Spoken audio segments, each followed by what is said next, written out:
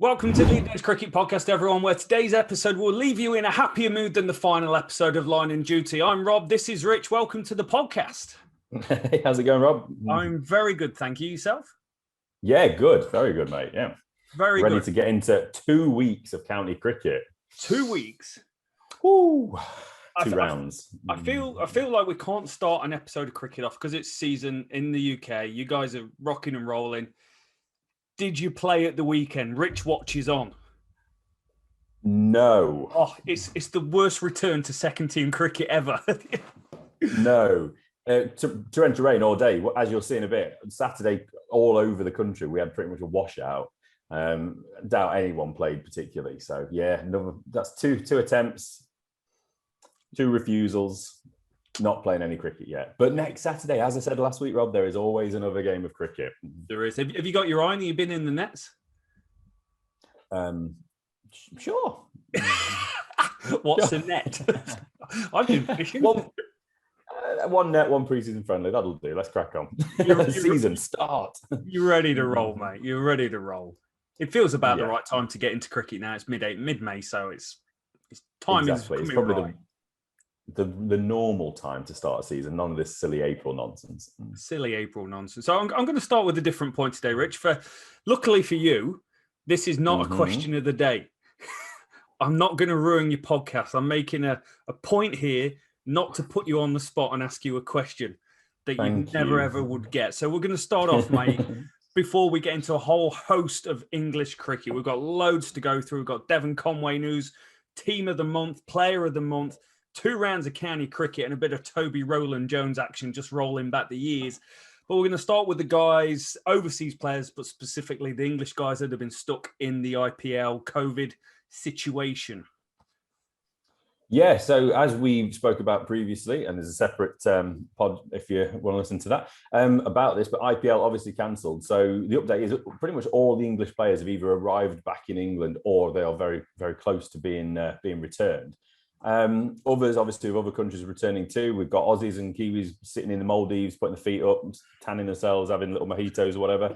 But Kiwi, Tim Seifert, he's missing out. He's sat in a hotel room somewhere, isn't he? Probably a really lovely 5-star hotel somewhere in India. But he's tested positive, so he can't return just yet. So disappointing for him. Most players, like I say, have returned, Rob. So it's off. It's not going to be rescheduled anytime soon. There is a couple of options. I believe the BCCI and the IPL, they prefer the UAE, Dubai, etc., as their backup option. But Sri Lanka, good old neighbours that they are, have popped over the fence and just said, "Do you want some sugar?" Or offered to host the competition in September. Colombo, Hambantota down on the south coast, Pallekele, near Kandy, and Dambulla are the 4 venues that they've touted, floodlit venues, pretty much all have hosted international cricket. And obviously Sri Lanka put on a really successful Sri Lankan, was it? What have they called it? Overseas, competition, didn't they? Wasn't a T10. It was just basically an IPL-esque Sri Lankan version competition. So they got that background. Obviously, things aren't going as badly there. They are an island. Funnily enough, islands can contain this thing quite well. Just saying. Good job. I mean, UK is not an island, so. Just saying, bro. But yeah, so it's good. A couple of options on the table. It's good to see people getting out safely. Hopefully, Tim's all right, and he gets Tim, best mates. Me and Tim. Tim, all right, Tim. Tim Ho. Hope you feel better soon, mate. It's interesting. Like one thing that gets me around this is it's obviously seasonal when these things are going to take place. And I'm going off on a tiny tangent here just for a change, but careful. Right, you know, they go ICC T20 World Cup. It's supposed to be in India. Where are we going to host it? Dubai. Why does it have to be in Dubai? Why can't it be potentially looked at being in England slightly early and rearranging the calendar? You've got New Zealand, Australia, which are 95% of the time COVID-free and could host this sort of event.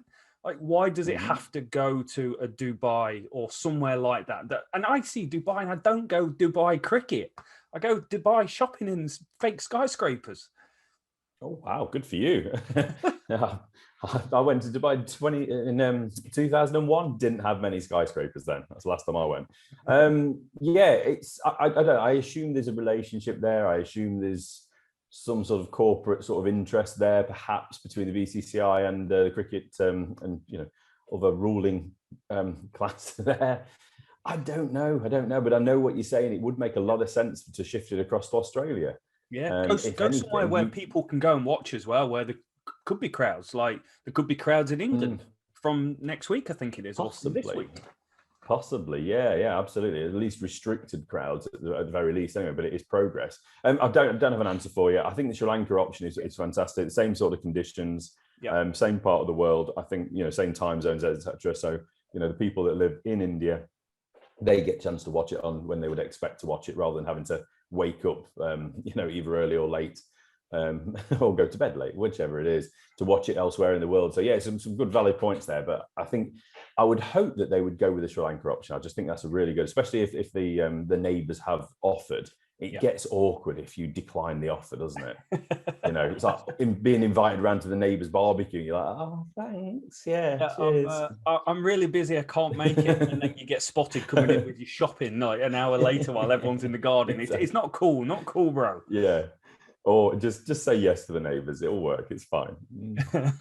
So talking of Tim Seifert, Kiwis, Black Caps, keeping it all Black Caps with the invasion coming in of the New Zealanders from the IPL and the guys coming from New Zealand. Devon Conway, the man of the moment of Black Caps cricket.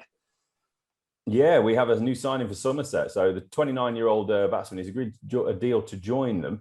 Be available from 23rd of June, or running through till the 18th of July. So that means he's going to be available for a minimum of 9 Vitality T20 Blast games and 2 of the LC Championship, County Championship fixtures. So awesome. Big pickup there. Yeah, really good signing. It obviously makes sense as well for the counties to be looking to cherry pick some of these players that are coming over. It's a shame some of the Indian players won't be available or make themselves more available. I think Hanuma Vihara, he's been playing some county cricket, hasn't he? But not many others do. Devon Conway averaging 75 in ODIs and 59 in T20s. That's not a bad record. Yeah. And I'm sure he averages a pretty handy sum in red ball cricket as well. So big pickup for Somerset, who are starting to turn things, point things in the right direction this season. Great signing. T20 Blast, big name, but also I think as important, those couple of county championship fixtures as well. Yeah, they could well be huge, mate. We spoke about him on the last pod when we was talking about that Black Caps 20-man selection, and I went into depth on Conway, his South African roots, and how he just lit up Sheffield Shield, Plunkett Shield. Rotherham Shield. Absolutely. Not quite Sheffield Shield. T20 Blast competition out here. He's been on the edge of the Black Caps until he was eligible for many years. Everyone knew he was class, and his performances in T20 in one day has actually forced the Black Caps to go, this guy's so good, we've got to create room in the test team that's perfectly balanced. So someone will miss out and he will be in. If he's class, get him in. It's simple as that. I remember the conversation with Jofra Archer a couple of years ago for England before the World Cup. Bizarrely, there was actually conversations of whether he would make the squad, which obviously at the time we, the bright gentleman that we clearly are, was like, that's ridiculous. Just he's in the squad and he's in the 11. Just play him. So Conway's a similar case, isn't he? He's class, get him in, play him. Simple as that. Okay. Talking of class, Robert, we have a Wisden team of the month and the Wisden player of the month for April. I think it's just worth touching on this because it boils down, doesn't it, of who have been the star performers of this early part of the season. So this is for April, but Matt Critchley of Derbyshire, he pipped a few others to claim that title for April. 483 runs at an average of 60 and 15 wickets with his leggies at 32.8, well deserved. Quickly run through the team that they announced for the team of the month. So Adam Live of Yorkshire, opening the batting with our favourite Ricardo Vasconcelos from Northants, Jake Libby of Worcestershire, James Bracey, the wicketkeeper of Gloucester, David Beddingham, the South African overseas at Durham, Kieran Carlson Glamorgan, who hit his first couple of centuries in about 2 or 3 summers, Matt Critchley, Ryan Higgins of Gloucester, second Gloucester man, well deserved for them, and Craig Overton Somerset, Ollie Robinson Sussex, Simon Harmer of Essex. Is any county championship 11 able to be announced without Simon Harmer getting on that list? The answer to that, Rich, is going to be a massive no. Simon Harmer, most wickets, 146 in the last 3 seasons. It's not first. It's first and a bit more. The next nearest is 108 in the last 3 seasons. That's how good a performance that man's putting on. I think a little bit of love needs to be given to Adam Live. We spoke about him a few times and how it's not in England. He's not in that place anymore where he could be an England player, but 515 runs at 73.75 is world class. But your man, Ricardo Vasconcelos, the thing that makes him stand out, mate, is the runs that he scored down the order. Down the order in the second innings, chasing games. His 185 to win a game. They're match-winning contributions. Like David Beddingham's 257. It's a match-winning contribution at that time in point, and they're the innings that really make you just stand out from the rest of the crowd. Anyone, take that back. Some people can score hundreds at county cricket. The best players score it at the right time. It's like Michael Van Gerwen at darts. He wins the leg when he gets that one opportunity. It's a darts thing. It's darts is coming in. Darts reference. But wow. It's opportunity, and the best players do it irrelevant of the sport. They take the opportune moments and win those big moments. And Vasconcelos, Beddingham, just absolutely superb so far. Yeah, and as we probably have already spoke about, but it's just worth mentioning again, isn't it? This is for April. We've seen big runs scored in April. We've seen 2 spinners make this list as well. Fair enough, Critchley wouldn't have probably been in as a spinner, but we've got 2 spinners in this team. Spinners are taking wickets in April in England. People are scoring big runs, big individual knocks, big innings knocks. It's a crazy start to the summer, and hopefully we'll be able to put a finger on it at some point as we get through, when more and more people are actually talking about it. More of the players are actually being asked the question, but are the pitches better? Are they being prepared better? Are they being prepared because there's more confidence because of the way they're doing the group format rather than the relegation and promotion formats, where people are trying to be more cautious and play for draws? There have been more results, I'd imagine, so far this year than there has in other seasons as well. It's really interesting to me to see that, and just, long may it continue. And it sort of is continuing. There's plenty of runs being scored still. Yeah, it's class, mate. It's one of the.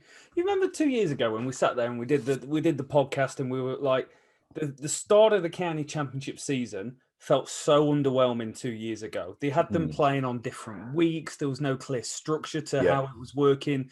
Whereas that, with these smaller groups and influenced by what happened last year, all of a sudden you've got everyone playing at the same time, and the stories actually going on in between the groups, and that narrative is easily shared with everyone, and everyone gets to share in what's going on, rather than going, well, Notts are playing Durham. Well, what does that mean? Like 7th versus 8th? It's great that they've got the consistency of start day. So everyone's starting on the same day, everyone's finishing on the same day. This last week, well, we'll talk about it, but the 5th week, there was finally a few teams that didn't play. They had a week off. So it was like, oh, wow, suddenly not 3 games in each group. But it's really consistent. The group format as well, it just keeps it simple. You can see who's there. It's not, oh, they're already in mid-table mediocrity and they're never going to move. So it's just made it much more interesting. And although at the start of this season, I was a little bit not sure. Maybe it'll work, maybe it won't, maybe it's here to stay. It's actually been really good. Yeah. It's not as traditional, obviously, and it's been changed for a reason, not necessarily a well thought out one. It was just well, this is a reason, let's just change it because of what's been happening. And it just seems to have worked. And it's certainly producing a lot more positive result cricket. And sure, whatever means that would happen, surely it's a good thing. Mate, you are living the podcast dream. You are testing negative, staying positive, mate. You are doing it. You're disappointed in yourself, aren't you? You're like, I wish I could hate this format. But I remember saying at the start, I said, I think it will create competition and more meaningful cricket. And I do think it being televised through YouTube, and I know Another Game Middlesex game was on TV. It's accessible, it's interesting, the stories, it's superb. It really is quality cricket.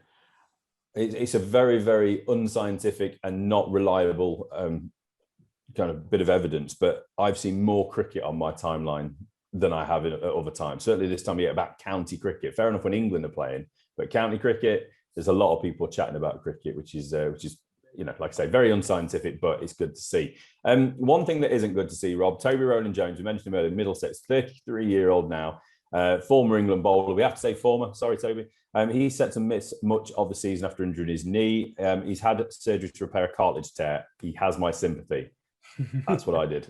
So hopefully he can come back and bowl and not collapse bowling off 2 paces and get pumped. So we wish him all the best. Injuries are the worst in sport, and especially when you get one after the other, which is so often the case, because you you start accommodating, don't you? Holding yourself differently after a certain injury.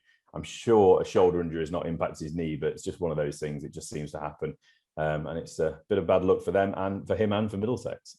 It is, mate. There was a time, 2018, where he was exceptional. And when he came into that England lineup, took 5 for against the Saffers, Dean Elgar, Heino Kuhn, Quinton de Kock, Amler after he scored his 311. He was everything we kind of hoped he would be, even though he was a late bloomer at 29, but stress fracture of the back meant he couldn't go on the Ashes. And then you've got to say, since then, it's just out of luck the whole time. You start to get a bit of form, you start to get a bit of cricket, and it just kind of keeps getting taken away from him, unfortunately. Yeah. And at 33, after a run of injuries, you start to look at them and say, what outside interest has he got in the game? Does he want to get into coaching? Does he want to do other things? Because it gets that point where you do think, is it worth the comeback? Is it worth the hassle of that? Is it worth me getting into my other, whatever I'm interested in? He's a Middlesex man. He's probably got a portfolio of rental properties. I don't know. Who knows? Yeah, he probably has, mate. And he's probably got a very nice looking jacket, stripy, and he can sit in the ground and watch it. He certainly can. So let's crack on then. So we're 5 rounds down now, Rob, in the county championship. We need to cover rounds 4 and round 5. So are you ready for some? Let's kick into it, mate. Great stuff. So we're going to go round 4 first. We'll roll through the group. So the biggest news in round 4, let's not forget about this. Notts got a win. They beat Derbyshire by 310 runs. 29 attempts it took Notts since June 2018, or 1,043 days, if that's how you want to look at it. If the inside 3 days win, thanks in large part to the seam attack, Luke Fletcher, Stuart Broad, Dane Patterson. Stuart Broad has been massive. He might not have took all the wickets, but having him in that team, having him knocking on, putting pressure on, it's created opportunities for everybody else. So, it was incredible. First day, Notts, modest 256 all out, but by day 1 evening session, leaving them at 86 for 8 at close, and then 105 all out, set up the win, which Notts took advantage of in the second innings and then skittled Derbyshire out for 159. Broad taking 2 wickets in the first over of day 3. Lewis Rees and Lewis Deploy in 2 balls to basically give them no chance of batting through to do anything other than claim that massive win. Just note as well, on the back of big centuries for Ben Slater and Hasib Hamid in the previous week at Worcester, Hamid followed it up with a 94 after a duck, and Slater 107 as well. So great to see Hasib Hamid follow that up with more runs. Class. You got to say it's been coming for Notts for a while. They have played good cricket this year. They lost to Warwickshire, with Warwickshire chasing 300. They had a tantalising draw. I think it was against Durham in one of the games. And then there was also that 236 not out against Worcester. So they've had those building blocks kind of coming together. And what you've not seen from Notts was enough of a complete performance to get them in a winning mentality and focus. And this had it. This is Luke Fletcher being Luke Fletcher in April and May time, hitting top of off and taking wickets and being rather large and scary while he does it. And Stuart Broad, it's so much giving Broad the opportunity to play county cricket. And we know how much of a form bowler Stuart Broad is. When he's on, he is absolute. There's none other in world cricket that's going to rip through you. So you're getting him bowling in county cricket conditions, in useful conditions. It's going to rub off on that England team and Broad, but at the moment it's rubbing off on this Notts team because Fletcher is being supported, more than supported, by Stuart Broad. Absolutely. And the Notts attack, it's taking a bit of shape now as well, especially when you consider Jake Ball and Brett Hutton both went down injured after the first week. They were in the first 11. So they've, this lineup has basically started to pick itself. There's also Zach Chappell who's played a bit, but this is the lineup that seems to be working best. Obviously, Broad won't be around for too much longer when Test cricket appears, but for now, Notts are definitely taking advantage of. So let's move on to the next one. Warwickshire Durham. Durham won by an innings and 127 runs. This is crazy. Durham, first win of the season after demolishing Warwickshire, who were Group 1 leaders. Yes. So on day 1, skittled them out for 87. 87. It could have somehow been a lot worse though. 87 all out, you think that's bad, but they were sat at 8 for 30 or 30 for 8, depending on which country you're in. Quite incredible. Bryden Cars took the wickets of the late resistance as well. It was Liam Norwell and Craig Miles who put on a good chunk between them. If it wasn't for those boys, they probably would have been out for less than 50. Mark Wood bowled with gas, and Bryden Cast in this game took 7 wickets, which was great to see. Worth just keeping an eye on this Bryden Cast. He's starting to pick up the numbers, pick up the wickets, but centuries as well for Alex Lees and Kiwi Will Young. They set up that win before, as we said, Brandon Cast took the 5 wickets in the second innings and claimed this easy stroll of a victory for Durham. I've got to say, mate, this has been coming for Warwickshire for a while. They had that fantastic 300-run chase against Notts. But again, I keep going back to who's scoring the runs for them. Tim Bresnan's number 1, mate.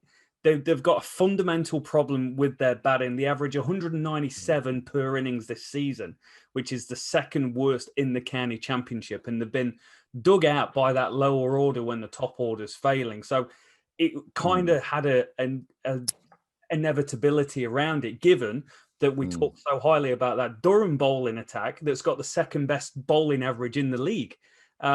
Absolutely incredible team. Yeah, looking good, isn't it? And I would say Bryden Cast, a name to keep listening out for. Let's move on to the last 2 years champions. Essex played at Worcestershire, another draw at New Road. This place it's just about runs. It's not about wickets. So obviously we had the run fest between Worcester and Notts last week. But this week, another high scoring draw. Neither team looked like they was ever going to get near winning the game. Essex 561 for 8 declared, including a ton for Alistair Cook. Wesley 113, and good to see Dan Lawrence hit a 90 as well. Worcestershire in return 364 contributions throughout the middle order, and then Worcestershire following on 129 for 2. Jake Libby 52 not out, who's had a great start to the year. Sam Cook, little chef, got himself 6 wickets in the game. Simon Harmer 4. So in 2 games, Rob, at New Road, only 40 wickets have fallen. Okay. So that's basically 1 game's worth. While batters have fared better with 2,002 runs scored, but going along at just 2.75 runs and over. So not an ideal wicket, but they had a flood, cold spring. I mean, what's Grandstaff going to do? It's going to take a while for this track to get spiced up, isn't it? It's dire, eh? That's going and playing in Sri Lanka, mate. Sri Lanka versus India, 900 plays 700. It's a little bit disappointing, but at the same time, if you're Essex and your bowling attack on paper is so strong, not always performing, but you've got a Harmer, you've got a Cook, you've got an out of form Jamie Porter, give these guys who are quite aggressive batsmen, like your Dan Lawrence's in the middle of the order, give them the opportunity to play on a deck that can score runs and score freely on and play around people like Alistair Cook at the top. So I can, it's not a bad thing tactically for them. But given the fact they've now got a new habit of losing games, they still need to back themselves and take actually 20 wickets and put away some teams, which you're not quite seeing. No, it's a tough one, isn't it? I mean, look, like I say, Worcestershire, they can't do much more at the moment. I'm sure they're trying to prepare wickets that are more conducive to win-lose cricket. But just at the moment, with the winter they've had, like I say, with the floods, as we know, our local cricket ground, it sits underwater too many times. It's just difficult to prepare a track that's really going to give any juice and get a result going. So after round 4, for Group 1, Warwickshire were still sat top of the table, but Durham flew up to second, only a point behind. Derbyshire sat at the bottom and not start their climb as well. Worth noting, Rob, before we hit round 5 of Group 1 and we go back to Notts against the champions Essex, an innings and 30-run win for Nottinghamshire. On a roll. The hosts at Trent Bridge on a roll. Back-to-back wins for Notts. Comprehensive is the word. Innings win against Essex. They're top of the table now, Rob. They've flown up from near the bottom to top of the table in 2 games. So third day, you'll just basically assume that every game we talk about, there was no play on the third day, which would be a Saturday, obviously, as well for cricket. So, yeah, the Notts seam attack, no time in finishing off the reigning champs, thanks once again to the collective efforts of that seam attack. All started, Rob, 99 all out in the first innings for Essex. Luke Fletcher, 6 for 24 of 16. Brody got 2 for 31. And young Lyndon James, 2 for 3 off his 5 overs, who he also backed that up with 4 for 51 to bowl Essex out in the second innings as well. Worth mentioning, a couple of other performances in the Notts innings. Steve Mullaney, the captain, got himself 117. Shane Snatner, 7 for 98 for Essex. Zimbabwe-born Essex bowler. Great figures for him of 26 overs. Good on him. Good on him. Essex are funny, mate. They are seriously funny. Essex are struggling. They really are. The bubble has severely burst. When they don't play at home, I need to break down the stats that I've got here to home and away, but it would be interesting to see their home and away. So Essex, as a team, when they're playing, are ranked 11th, 259 per innings that they score, but that is highly inflated by the 500s. Have scored a couple of 500s. So when they're not scoring 500s, they are way off. And this Notts bowling attack, the 5th best in the league. The opponents only score 243 against them per innings. 27 bowling average for the bowlers as a whole for the team. So it's this Notts team is perfect. I don't want to say perfect, but I'm saying perfectly built at the moment with the guys that's on the pitch to play county cricket in these conditions. Yeah, and we're seeing consistency as well. The top of the order, Slater and Hasib Hamid are scoring runs. Middle order, just like to see a little bit more out of them. We've had the odd knocks here from Ben Duckett, Joe Clark, people like that, quality players. Great to see Mulaney contribute. With the ball, though, Lyndon James, he's coming in as an all-rounder. I believe he's batting at 5 for Notts, I think he is. He's starting to score some runs, and he is a genuine all-rounder. But I really like the way he's bowling. He's a big, tall guy. Doesn't look particularly well built, but there's something about his wrist position. It suddenly changes and it surprises the batsman. He'll be going along the outside off stump and then just a little change and it's just firing in on a really good length he's bowling as well. So he's going to keep taking wickets if he's bowling in that manner. And he does seem to just be surprising, maybe hurrying up a little bit. I'm not sure, but that change of angle really seems to be doing the job for him, especially in this game.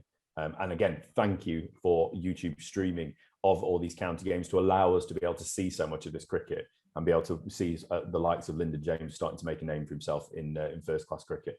Definitely. And who doesn't love a bit of brace? A bit of brace. So terrible at fantasy American football, but great guy. Well, that's because he's a Dolphins fan, but hey, never mind. Warwickshire, Worcestershire, they were top of the league, Rob, but we have a drawn match here. Rain-affected game, petered that basically into an inevitable fourth-day draw at Edgbaston. 13 points the host, 14 points for the Worcestershire visitors. We spoke a minute ago about who's scoring the runs for Warwickshire, Rob. Well, in this game, in the first innings, 343 all out. Rob Yates, 104, and wicketkeeper Michael Burgess, 101. So it's good to see that they obviously took something away from the week before. Worcestershire, Jake Libby again in the run, 74. But it just petered out. It was inevitable, like we said. Match drawn, simple as that. Match drawn. Worcestershire's, they're so good at one thing they do and so bad at the other. Jake Libby has been absolutely wonderful this year. We've talked about him. Ex-Notts, scored a ton against Notts, 485 runs, incredible, average of 97. Haynes averaging 87. Barnard scored 328 runs. There's guys who have scored a hell of a lot of runs for these. And week in, week out, mate, they are putting up some huge stats. The batting average across the whole team, all the runs scored against the wickets, they're averaging 39 per wicket, which is best in the county championship. You put that on the other foot and you start talking about Worcestershire's bowling and you run into a little bit of a problem. Their team bowling average runs conceded against wickets is 48.3, the second worst in the county championship. And that is why they are not quite top of the league. And that's why when you look at the table, you see them played 5, drew 5, because they're so good at one aspect of the game at the moment, but they're not able to take the wickets and get it across the line. And you can see that. Barnard, 11 wickets. Joseph, 10 wickets. Oliveira, 12 wickets. Yeah. There's no one standing out leading and going, right, I'm your 20-wicket man from the first 4 or 5 games. Yeah, it's when we did the preview of the county championship, Worcestershire as a team, you look at that bowling attack and you think there's depth. There's plenty of bowlers there. But there isn't that star name. Malzari Joseph is still a relatively young guy. He's not played a hell of a lot of cricket in this country. It's going to take time for them to realise where they need to bowl, how to get wickets in these conditions. And it's just waiting for one of those younger fellas to step up. Joe Leach obviously does it year in, year out. It's good to see Ed Barnard stepping up as a genuine all-rounder as well. He's been sort of an up-and-coming player for a few years now. He does it, but he's not quite done it to that I'm the star level. Yeah. So it's like you said, they need somebody to do that, don't they? They're a team, as you said, they've drawn 5 games. They can bat, but they cannot bowl teams out, and therefore they will not win games of cricket. Simple as that. Yes, but Notts, mate. Notts have gone from bottom to second bottom to top. This is out of all the groups so far, they are top. this has been the best group so far for me in terms of all the teams having near relevant abilities at times, but the ability to beat each other and create a compelling, first half of the season. Absolutely. But what we will see in the other groups in a moment is there's teams pushing up that top that you would not have expected at the start of the season to push up that top. So, but let's have a quick look. Notts, Warwickshire, they're 1 and 2. They both have a week off in round 6. Worcestershire, 3rd, 5 draws, 5 games, and then it's Durham, Essex, and Derbyshire. Durham and Derbyshire, obviously, they have a game in hand on the other teams at the moment. So Essex, Derbyshire coming up, and Durham host Worcestershire. Round 2, mate. Round 2. Starting off with Group 2. Group 2. My number 1 team from the last podcast. How did they do the last 2 weeks?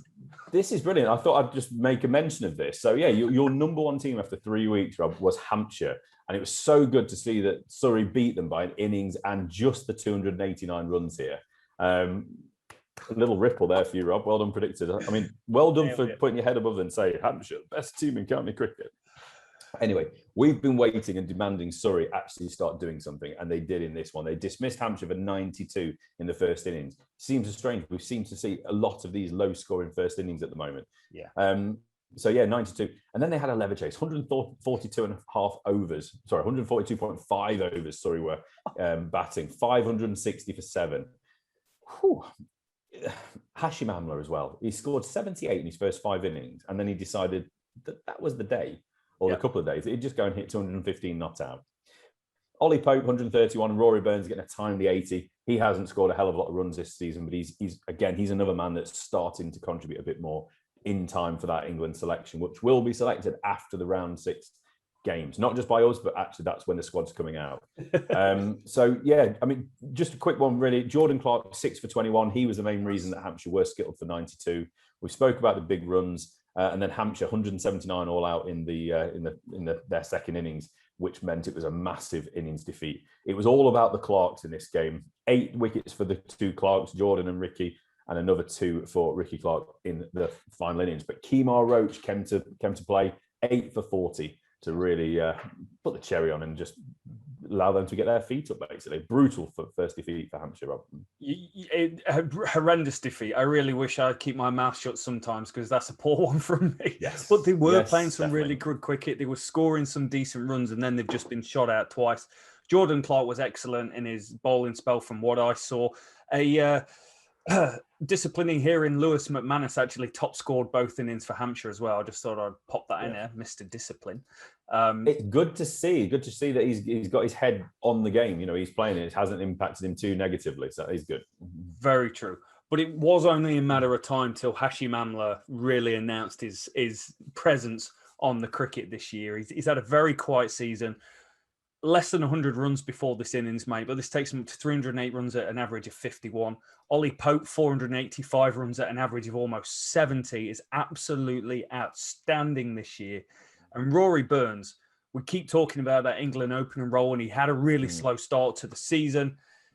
331 runs, averaging 47, mate. He's now at that point where he's probably just 1 century, because at the moment, 450s so far, but when Alex Hales was opening for England, he scored all these 80s and 90s. If he scored 400s instead of 480s, you're actually talking about a different caliber player. That even if it's 99, but you look at someone's stats and you go, I scored 650s, no centuries.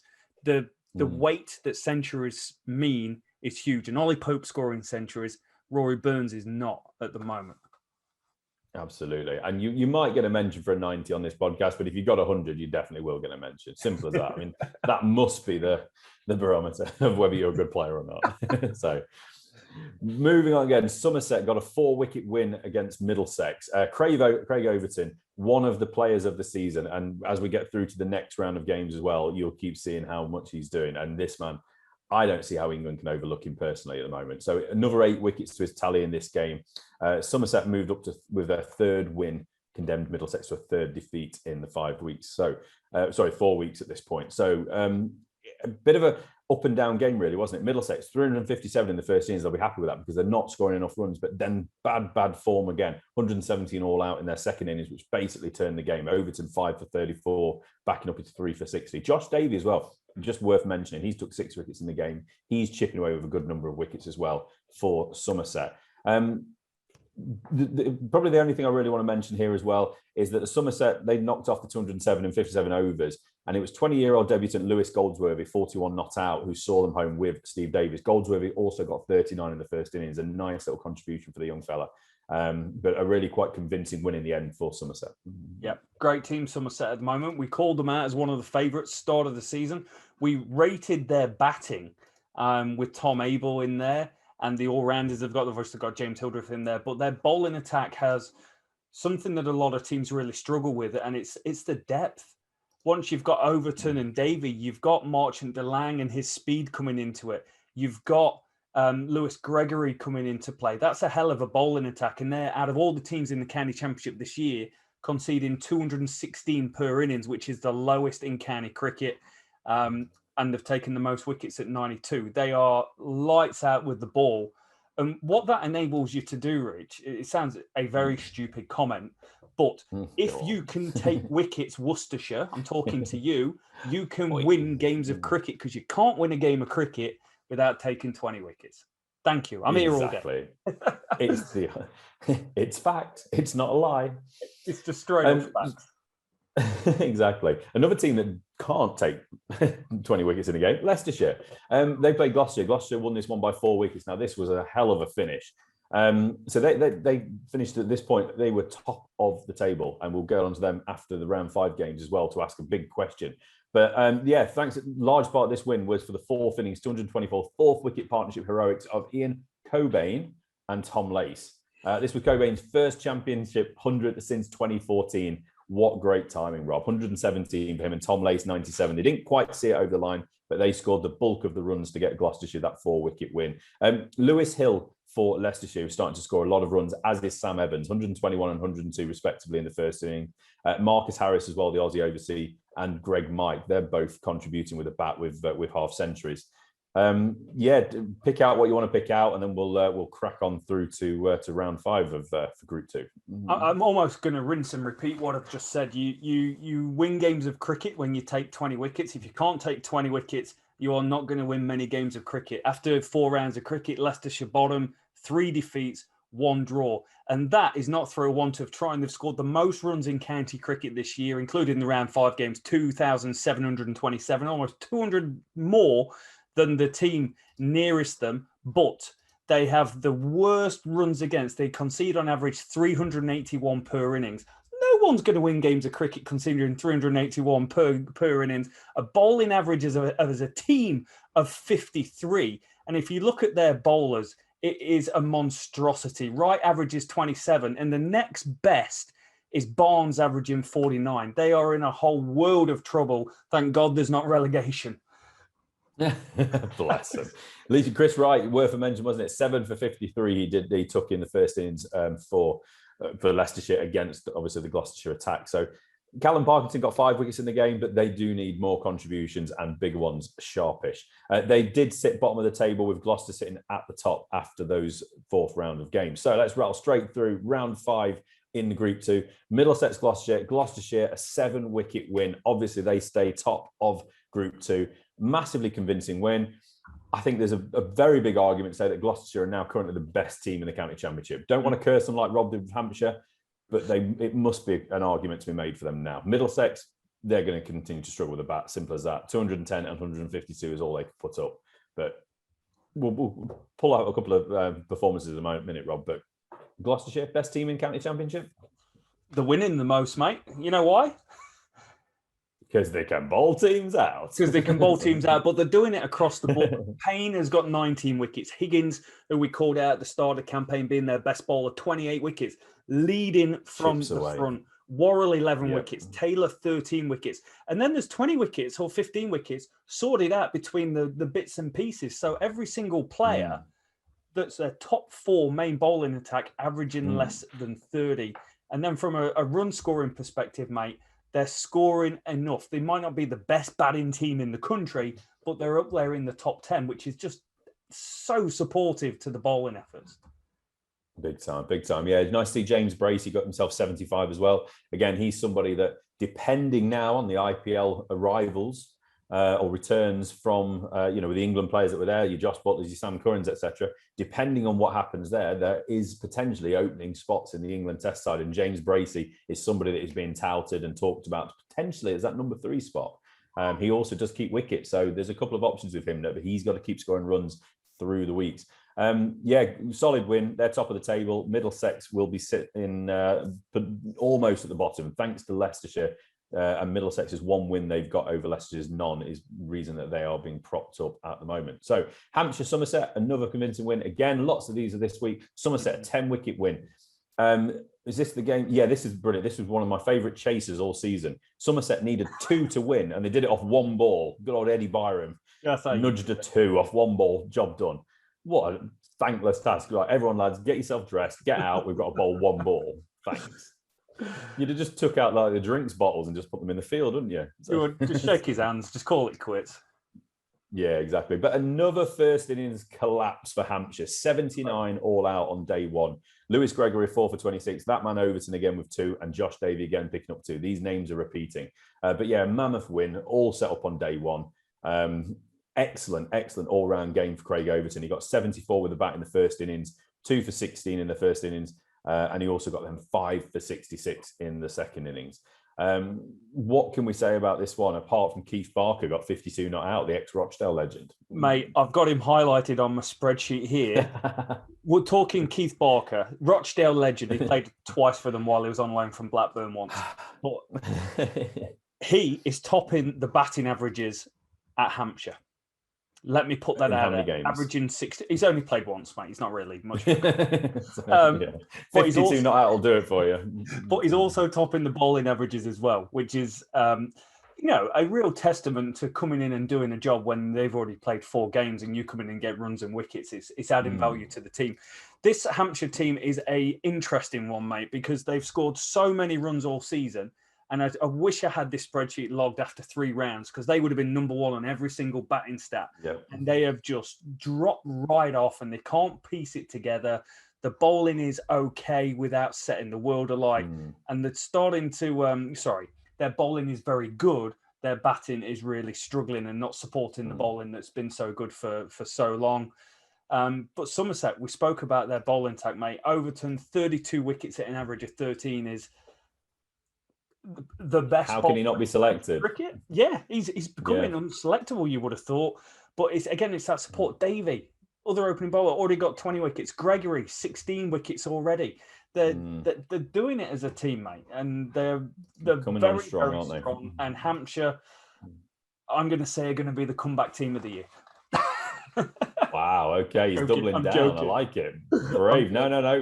Rob has doubled down. Oh, no. Show him his cards.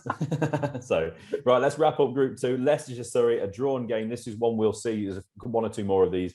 After Saturday being washed out, hardly any cricket was played on the 4th day as well. So, yeah, Leicestershire remain bottom of Group 2 despite amassing 496 in their first innings. Centuries again for Sam Evans, Harry Swindles this time 103, and Marcus Harris 101.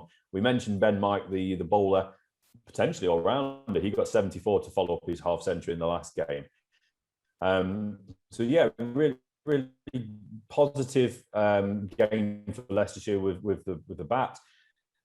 Surrey 324, Mark Stoneman 119, Rory Burns again runs again somewhere. Notable as well for me though, Amar Verdi finally got a chance to have an extended bowl. He's hardly bowled this year. So when we're talking about England spinners or potential England spinners, we're not always talking about Amar Verdi because he hasn't had a chance to bowl. Matt Parkinson, etc. He's bowled a lot of overs, lot of overs. Leach hasn't bowled a lot, but has bowled a lot more. Verdi 6 for 171 in 44.4 overs in the innings.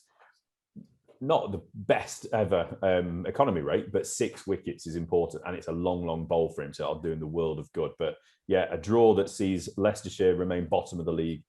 Surrey with their 1 win are just above Middlesex, and then it's Hampshire, Somerset, and everybody's best team in the county championship, Gloucestershire, top of the league, 1-4, drawn 1, 95 points, convincing. Nicely done. I think Leicestershire will be happy with a draw here, mate. You know, three losses and a draw. And irrelevant, they've scored 496 for 10 in the first innings, and their batting lineup looks absolutely brilliant. Hill's got almost 500 runs at an average of 60. Evans 400 at 58. Swindle's 300 at 42. Harris is averaging 42. Hazard's averaging 40. It's great, but you just can't win games of cricket. So I think they would more than happily take a draw, to be honest, even though they put themselves in a great position. Yeah, but it's a shame one though. It's such a strong position, wasn't it? I mean, you know, with such a lead from the first innings, 496 plays 324. If they could have gone on and scored quickly, you know, forget about the rain, but if they go and score a couple of hundred in the second innings, they've got a lead that I doubt Surrey would have got anywhere near. They wouldn't have hit near 400 runs in a fourth inning. So this could have been the Leicestershire win. So weather got in the way, as it seems to do for a lot of us at the moment. But it is what it is. That's what happens in a cricket season. We're not going to build domes, are we, to play cricket? So you're going to be in a good position. You're going to not be able to take advantage sometimes because of the British weather. Quick England watch. Ollie Pope said 33. Ben Folkes, duck. Bad time of him. Maybe he realised Joss Butler was on that flight home and he got a bit worried. But everyone was penciling him in, wasn't they, really, for that test spot against New Zealand? But we will see what the selectors decide to do. It may be that they want to rest those IPL returning England stars. Maybe it is an opportunity for the likes of Folkes and Bracey, etc. But we shall see. So Middlesex, Hampshire next week. Somerset against Surrey. No game for Leicestershire. They'll be happy to put the feet up and reassess. And Gloucestershire will be putting their feet up for a very different reason, just with that nice glow of success. So Group 3, let's get into this one. This is the last group we talk about. Round 4, we start with Sussex against Lancashire, and Lancashire got a 5-wicket win.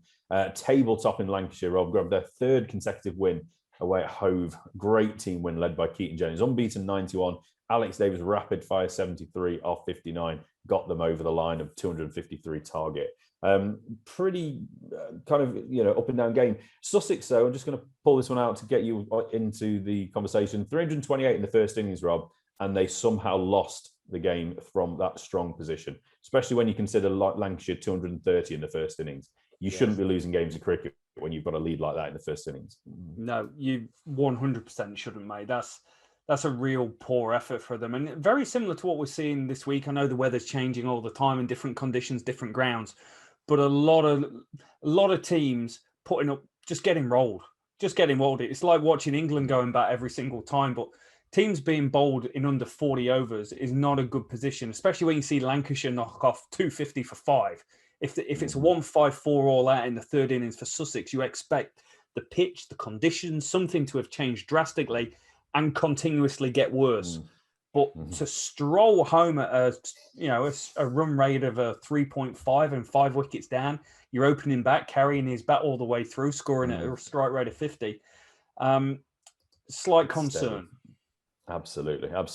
Just want to mention someone here, Jack Carson. He hasn't been mentioned too much on this podcast recently, but he's a young spinner. He took 7 for 96 in the game, got himself 21 in that Sussex capitulation of the second innings as well. He's a young spinner. I was reading an article with Simon Harmer, who was picking out a few young up-and-coming England spinners, and that's someone he says that has got the X factor. So he's somebody that we need to start looking out for in that conversation of England spinners.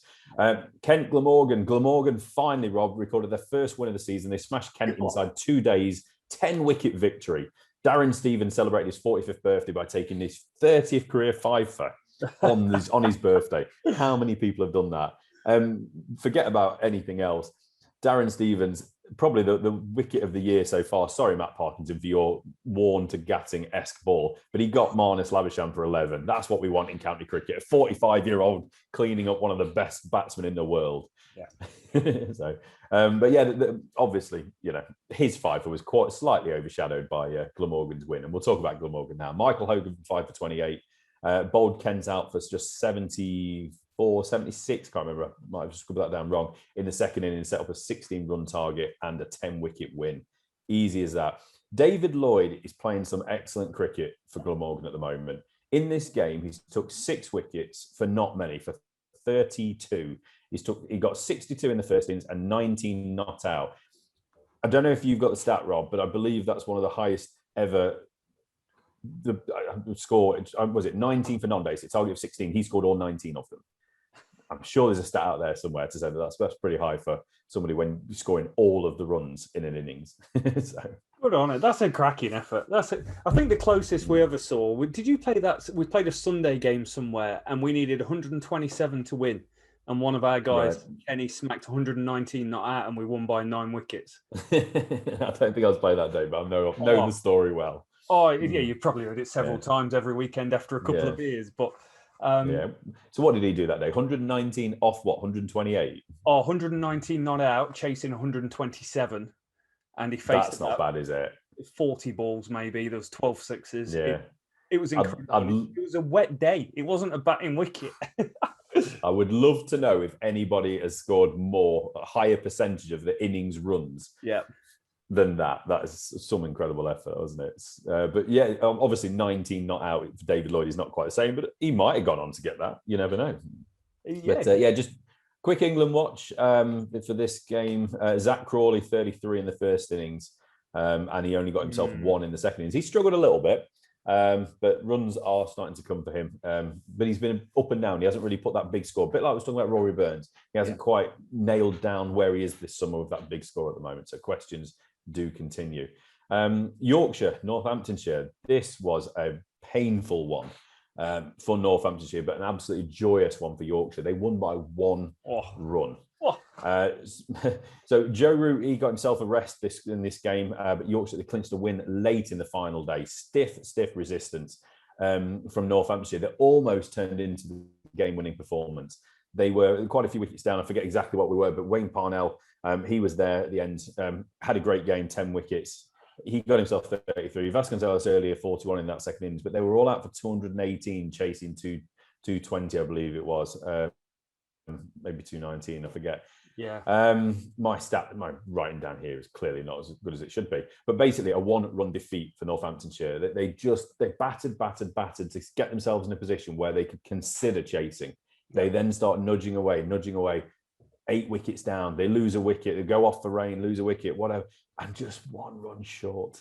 Oh, brutal game. Northamptonshire have been playing some great cricket this year, and this was a real tough one, but fair play to Yorkshire for holding the nerve and getting it over the line. Big all-round bowling performance. Willie Patterson, Olivier Thompson, all taking a couple of wickets at least. Tough one for Northamptonshire. A tough one to take for any team, I reckon, mate. But it goes to show how strong the depth is around Yorkshire, constantly able to pull out performances. It's why they're right up there in the league. They're unbeaten on the season at the end of this round 4 game. And they just constantly do it. The team's got a bowling average of 26.71, meaning they're going to put themselves in position and back themselves to bowl a team out for 220. But I bet to watch, if you would sit there and watch a real good game of Test cricket where scores of 250 and it's close all the way through and every run in every session matters, this would have been a hell of a watch. Yeah, it's also interesting. Vasconcelos as well. When he smashed that 185, he was just going nuts, right? Balls flying everywhere. And Northamptonshire throughout the season have scored at a really, really solid run rate. But here, they just seem to have slowed down. He went off like a train, 41 off 62. And then the wheels came on and they're just crawling, trying to get over the line and just not quite able to do it.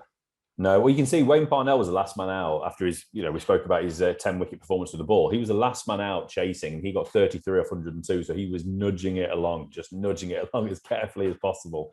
But it was a really, really, really tough one for them to take. England watched Dom Best didn't really get much of a ball, 1 for 24 in the first innings, but he got 56 and 32 with the bat. So this is where England will be looking if they are considering Dom Best. If they're trying to split the deck between Leach and Best will always get that nudge with being able to bat a little bit more, won't he? Although Jack Leach in round 5, we did see another night watchman 30 odd as well. I forgot to mention that earlier. So good. What a man. It shows you how well prepared he is for the season. Bowling, don't care. Just give me a couple of night watchman knocks. I'm ready. Yeah, so we saw Lancashire was top and with Yorkshire after the round 4 of games. Kent bottom with Northamptonshire as well, but Kent well bottom, 3 losses, 1 draw, the only team without a win. Could that change? Round 5, Rob, Sussex, Northamptonshire. Northants overcame that defeat, heartbreaking defeat to beat Sussex by an innings and 120 runs. Another massive victory here for a team. Gareth Berg and Ben Sanderson, 19 of the 20 wickets taken for Northamptonshire in this game. 40-year-old Gareth Berg took 9 for 90, career best figures, while Ben Sanderson took 10 for 99 in the game. It's ridiculous. Ollie Robinson recalled for Sussex. He's the bowler. He of 9 wicket fame. 49. He top scored in Sussex's 106 all out first innings. Saif Zaib got himself 135. Young fella for Northampton, worth watching again. Talented player. Adam Rossington 87. But Ollie Robinson did get back in the wicket, so 5 for 58 for him. And a young Joseph Sarrow, 2 for 71 on his debut, 19-year-old. Sussex skittled again, 215 all out, but that Northants 441 was more than enough to get them the convincing innings win. Needed it, mate. Needed it. Yorkshire and Lancashire are so strong in this division. They really need a challenge from somewhere. And Northants have had their moments this season, and they've got that ability to win games of cricket. And you can see it's not a bat in paradise. 106. Sussex scored 321 runs for 20 wickets, and Northants were able to get 440 in their first innings and declare. So there's a big gulf in terms of how the teams have gone out there and performed. Sussex have got a few woes with the bat, mate. They're only averaging 26 with the bat, third lowest in the county championship across all 3 divisions, mate.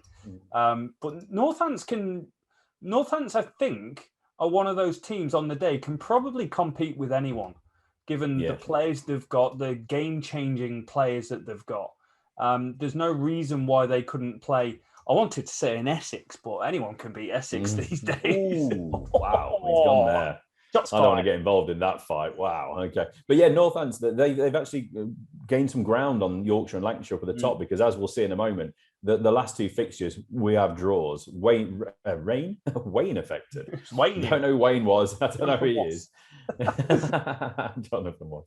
Yeah, rain affected games. So we saw draws for Kent and Yorkshire and Glamorgan, Lancashire, which we'll go through in a moment. But that does mean that Northants have actually clawed their way up that table. Only about 20 points, give or take, off the top spot now. Kent still down at the bottom. So Kent-Yorkshire drawn game. Again, never looked like getting anywhere near this one. We only had 2 innings in the game. Kent 305. We got a run, bit of a knock from Zach Crawley, 90 off 171 for him. And Yorkshire's innings 96 for balance. Harry Brook 59. Joe Root back, and he got himself 41. 14 points draw for Kent, 13 for Yorkshire. Yeah, I mean, there's not much you can say, is there? When the weather gets in the way and you've only bowled 2, had a chance to bowl 2 innings. It's half a game, isn't it? Yeah, there's not a lot to say with it other than you see Darren Stevens' name pop up a few times through it. I do think we should throw a bit of love around Gary Balance, mate, because year in, year out, Gary Balance is there. And I know from an England perspective, we just didn't take to him as an England number 3, even though he started really well. The fact that he still hadn't learned how to move his feet was a large issue. But in county championship cricket, mate, he just constantly churns out runs year on year. And, he's got a couple of 90s over the last few weeks. And he's going to be right up there with the top run scorers come the end of the year, because he'll play every single game of cricket. He's not going to be in the England team. And he's one of the best batsmen on the circuit that plays every single game. Yeah, he's a funny one, isn't he? Because I don't think he breaks 1,000 runs every summer, but he's always there or thereabouts with about 900 odd. Yeah. He's just one of those players. He'll keep churning it out. Yeah. No, Gary Balance as a county player is an exceptional talent. As an international player, I just personally didn't see it. And, it is what it is, isn't it? I wish I had half the ability Gary Balance had, but that's not what it's about, sadly. So let's wrap it up then. Glamorgan, Lancashire, the last game gets us all up to date. Another drawn game and another game with only 2 innings. We did see the return of Jimmy Anderson, which is great to see. 14-point draw for both these teams. So they'll be relatively okay with their with what they took from this game. David Lloyd, again, who we spoke about in the last game, another 78 for him. He's playing some really good cricket. And Dan Douthwaite, 61 with a bat, and then he got 2 wickets as well. So 344 for Glamorgan. Jimmy A got 3 for 40. Saki Mahmood, good to see him in the wicket, 3 for 66. And then Lancashire, 301 for 9 declared. Top score from Keaton Jennings. Middle of the road game, mate. Both teams performed pretty well. Not a lot you can really add to it. I'm going to pronounce his name wrong, and you did just say it, but Josh B, having a pretty decent season for the young lad. 323 runs at an average of 46 he'll be pretty happy with that.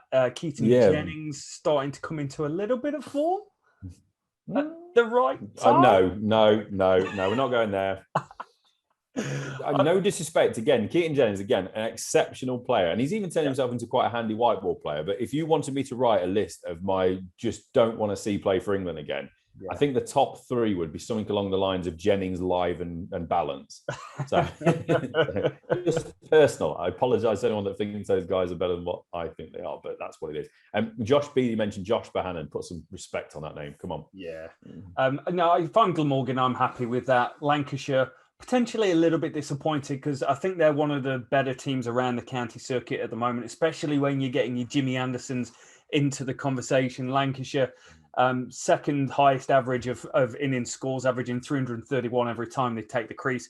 Really solid, and the 4th best with the ball, only conceding 238. So Glamorgan have had a really good day to, because I know there's only a couple of days play being played, but results can happen in a couple of days in crap conditions. And just go and score 344, Glamorgan will be happy, and they don't lose anything. They don't lose ground on Yorkshire and Lancashire at the top by having so many match draws and rained off. Yeah, absolutely. So the table as it stands is we've got Yorkshire and Lancashire top 86, 85. Nothing really between those two. 1-3 drawn 2. Northampton, Glamorgan sitting in those middle spots. Sussex and Glamorgan only won 1 game each. Kent, 38 points, winless. Add the 3 groups together, Kent sit bottom of this massive 18-team division. Disappointing times for Kent. They should be doing better. They get a chance to play Sussex next week. Hopefully they can turn that around, and Glamorgan will be playing against Yorkshire. Lancashire, Northants get themselves a week off. They can go and do whatever they want to do. Yeah. Well, within reason, obviously. Within reason and local restrictions, but have a good time. Exactly. So that we've got up to date, Rob. We obviously missed a week last week for whatever reason. We couldn't get together. We couldn't get that recording done. But we've got up to date. We see where we are. We're on to round 6 of cricket. If it continues in the way it has gone, it's just going to be another great week of cricket. It's simple as that. There's going to be runs. There's going to be wickets. It's going to be result cricket. We don't want the rain. That's the big thing. If we don't have the rain, we are seeing result cricket nearly every game, aren't we? So long may it continue. Keep the streams coming as well. Let's keep watching. It is brilliant, mate. We touched on it at the start, talking about the format, but I just don't feel you get this level of excitement from the old 18-team system or the next 10, 9, 8, 12, however you want to split them up system. I feel this gives meaningful games with the end goal of qualifying for another group where there'll be meaningful games with promotion, relegation, I assume. Don't know. I didn't read the terms and conditions, but the final went on to play the Bob Willis Trophy. We will reread that at some point, but it is the groups are starting to take shape, aren't they? I'm sure at some point we'll go back and reference what our predictions were earlier, at the start of the season. But you're starting to see Yorkshire, Lancashire sit at the top. You're starting to see Warwickshire not sit at the top of Division 1. I can't remember Division 2 at the minute. I'll just have to quickly scroll back up. But Gloucestershire, how could I forget? Gloucestershire, Somerset. Yeah, Gloucestershire, the team of the moment until they probably get absolutely hammered week after next when they are back. You're starting to see that shape, aren't you? Teams need to step up, but it's great to see from our point of view, not do what teams do. All these defeats, all these draws, inability to win a game of cricket, they just, how many positions did they get into where it looked like they should be able to win and they throw it away? Yeah. One win, and you spoke to him on Twitter, Simon Trafford. Simon, always good to interact with you, mate. He spoke about he doesn't believe in momentum, and I like that. I'm not a huge fan of that theory myself, but confidence then allows performance. That's the point he made, and I think that's absolutely a perfect point. It's the confidence that first win gave, and then it allowed players to go and perform. Yeah, they'd started pretty well, hadn't they? I don't want to keep going on about knots, but they started the season pretty well without getting that win, and then as soon as they get that first win, suddenly the shoulders loosen up for the bowlers a bit more. The running in just seems a little bit more fluid. The batsmen are just timing the ball a bit better, playing it a little bit closer to the body and under their eyes a little bit better. Yeah, that's what confidence brings. And you just look at Notts at the moment, you just think they'll just go and win another game. It's when a team gets that, I don't want to say momentum, but when they get that confidence, just it's amazing what a change happens. It's pretty. So if you were to pick one batsman, one bowler from the county championship this season and go, this is the best batsman in the country right now? I think you can't go past David Bedingham of Durham. I mean, if you have a glance at the stats, he's played one game less, in some cases, 3 innings less than other people, and he's scored the most runs in the Championship by about 40 on the next man, which is Adam Live. He's averaging 113, a strike rate of 66, 200s, 250s. You can't look past him, can you? There are other players playing exceptional cricket, but I don't see how anyone could look past him at the moment. Please look past him, Rob. Please don't look past him. You can't really. The one guy that I would mention, and I'm putting an England caveat on my player, and I think it's got to be the weight of the big runs that's being scored and the manner of them is Ollie Pope. Yeah. Needs to score runs to be part of that England team. We know he's good enough. He scores at a phenomenal strike rate, mate, and a strike rate of 79 in county cricket this year, 485 runs, the highest of 245, 2 decent-sized centuries. That, in English summer coming up this year, could be absolutely massive. And the fact that there's going to be so much county cricket played before the Test series are actually starting is great, because guys like Ollie Pope can get in that bubble. No momentum, but bubble and confidence to go and play freely. Because when he doesn't play freely, he looks young Ian Bell-esque, and I want to see latter end career Ian Bell fluent playing, because he obviously is a fluent player. Yeah, taking the bowlers then, mate.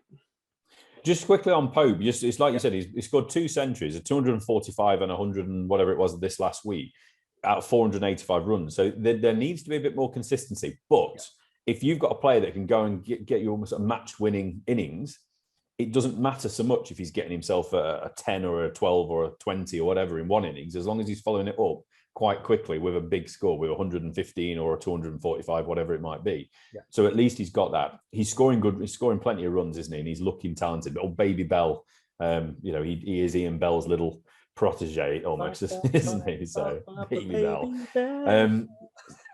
Ouch. R.I.P. eardrums.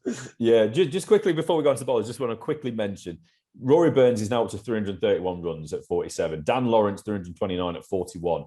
The England players, they're scoring enough runs. Zach Crawley 258 at 32. They're probably scoring. They're doing enough to make sure they're getting selected based on previous performance for England as well. It's whether or not the players that are out of the squad can score enough to convince the selectors to give them the chance, isn't it? Yeah. That's where we are. It's that opening slot, Mr. Sibley, who's missing cricket. The sooner he gets back, the better, as far as I'm concerned. Because I don't think Warwickshire have got a game this week, have they? I don't think so.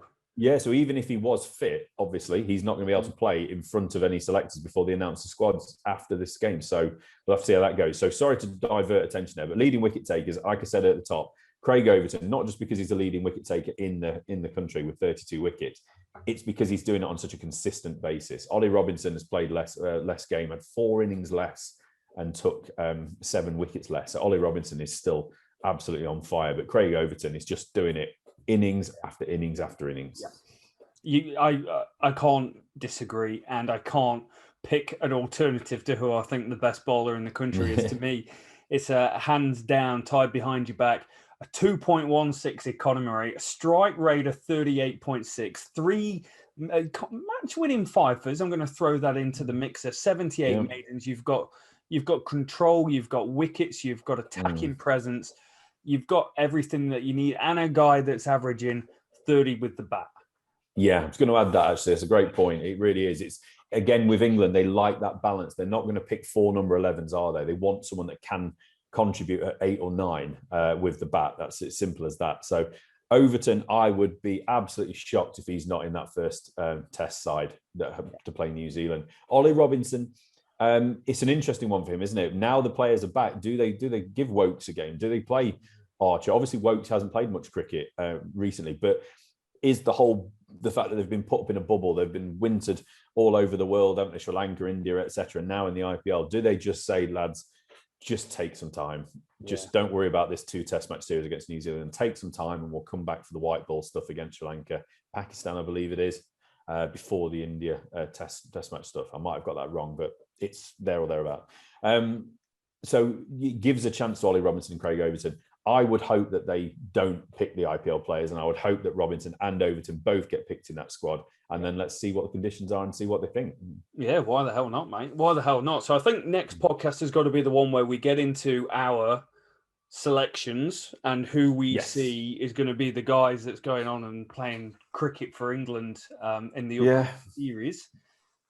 I'd like us to do it as well of what we would do, but also what we think it will be. I think there's two different teams, isn't there, or two different squads. And I don't know about you, but I'd love to see if we can put a question out there as well, maybe on, type it out somewhere. Who would your teams be? Who would your selections be for the New Zealand Test series? I don't mean you, Rob. I mean you, the people, you, audience. The people, yes. People. No, that's awesome, Rich. I'll definitely look forward to that. County cricket is red hot, absolutely red hot, and I'm looking forward to another week of falling to sleep sometime between 10 and 12 after watching a couple of hours at cricket, and I wake up in the morning and it's scrolling through YouTube videos just on autoplay. So that's life at the moment, Rich. Anything else you want to touch on today, mate? No, not at all. No, we've got the Indian squad announced, but we'll touch on that when we speak about the England squad. I think we can dig a little bit deeper into the New Zealand squad and also just break down the India squad for the World Championship, Test Championship, whatever they want to call it. And obviously that's the same squad for the England Test series as well. So it'll be good to see, line all those three teams up and see what we can pick out of it. Definitely, William. Thank you so much for listening, guys. Thank you for the support. The downloads on this are over 100 every single episode through Spotify, Apple, Android, wherever you're listening. So keep up the good work, guys. Subscribe to us on YouTube if you can head over there. Get to see our nice, pretty faces, guys, and leave a 5-star review. Thank you so much for listening. All the best. Stay positive, test negative, boys. Oh, you see, you've even forgot it. Forget about it. I have. I've lost it. Till next time. Bye.